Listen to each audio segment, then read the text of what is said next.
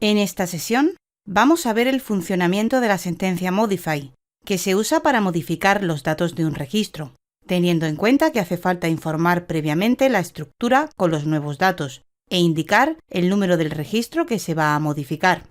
Para ello, modificamos el programa z-tab-tabla nombre de usuario, donde vamos a eliminar la sentencia read table with key, que se explicó en la sesión anterior, por lo que bajamos, lo seleccionamos y lo eliminamos. Y antes de empezar con la sentencia modify, tenemos que entender cómo se informa la variable de sistema SY-tabix.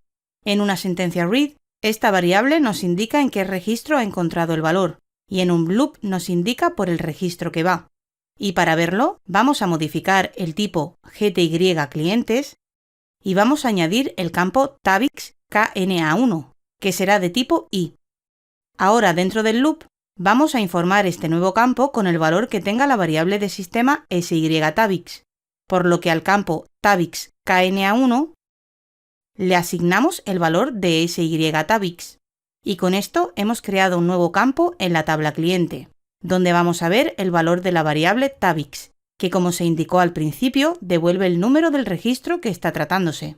Por lo que cuando esté en el registro 1 de la tabla interna GTKNA1, la variable tabix valdrá 1. Cuando esté en el registro 2, la variable tabix valdrá 2, así consecutivamente. Por lo que damos formato al código del programa, lo activamos y lo ejecutamos.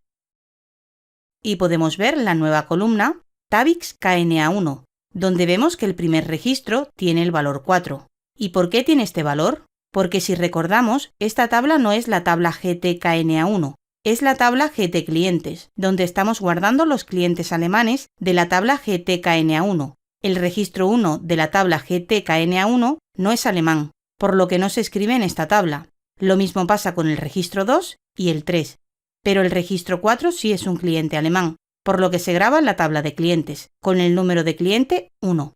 Pero la variable tabix indica en qué registro se encontraba este cliente, que es en el registro número 4, por lo que podemos ver en qué registros se encontraban los clientes alemanes. Estaban en los registros 4, 5, 6, 7, 32, etc. Con esto debemos tener claro cómo se informa a la variable de sistema tabix, la cual en un loop nos indica qué registro está tratando, o también lo podemos entender por el número de vuelta por el que va. Y ahora vamos a usar la sentencia modify, a la cual hay que indicarle el número del registro que va a modificar, y para eso usamos la variable SY-tabix, ya que nos indica exactamente ese valor, por lo que salimos del programa y vamos a modificar la sentencia loop para que no solo recupere los clientes de Alemania, sino que también recupere los clientes de España, por lo que seguimos con la sentencia where y con la sentencia condicional or, seguido del campo LAN1 y del valor ES. Y con esto la tabla GTClientes se informará con clientes alemanes y españoles. Ahora para los clientes que son de Alemania, vamos a modificar el valor de la columna LAN1, por lo que pasará de ser DE a ES. Por lo que después de evaluar el retorno de la sentencia loop, vamos a recorrer la tabla GTClientes y vamos a introducir los datos de cada registro en la estructura GWA-clientes y que solo lea los registros donde el campo LAN1 sea igual a DE. Y cerramos la sentencia loop. Y con esta sentencia vamos a leer todos los registros de la tabla GTClientes que tengan el valor DE en el campo LAN1. Y dentro de la sentencia vamos a modificar el valor del campo LAN1 por ES. Pero como no podemos modificar directamente la tabla, primero tenemos que darle el nuevo valor a la estructura, por lo que el campo LAN1 de la estructura GWA-clientes le asignamos el nuevo valor que es ES. Ya tenemos cambiado la estructura GWA-clientes y ya podemos modificar la tabla GTClientes, por lo que empezamos otra línea con la sentencia modify, seguido del nombre de la tabla que es GTClientes, y continuamos con la cláusula from, seguido de la estructura que es GWA-clientes. Y para terminar, tenemos que indicar el número del registro que vamos a modificar, y aquí es donde usamos la cláusula index, seguido de la variable de sistema SY-tabix, que está indicando el número del registro que está tratando. Y ya con esto estamos modificando los registros de la tabla GTClientes, cuyo campo LAN1 tenga el valor de E por el nuevo valor ES. Pero para poder ver el nuevo contenido de la tabla, tendremos que evaluar el retorno de la nueva sentencia loop y llamar a la clase CLDemoOutput, por lo que podemos copiar el if del primer loop y pegarlo. Ahora, al ejecutarlo, se mostrará en una primera ventana los registros de la tabla GTClientes, que son de Alemania y de España. Y al cerrar la ventana, se tendrán que ver los mismos clientes, pero indicando que todos son españoles. Y para verlo, damos formato al programa, lo activamos y lo ejecutamos. Y podemos ver los registros de la tabla GTClientes con clientes alemanes y españoles. Y al cerrar la ventana, vemos cómo hemos modificado el valor de la columna LAN1 de ser de E a ser ES, por lo que todos son españoles.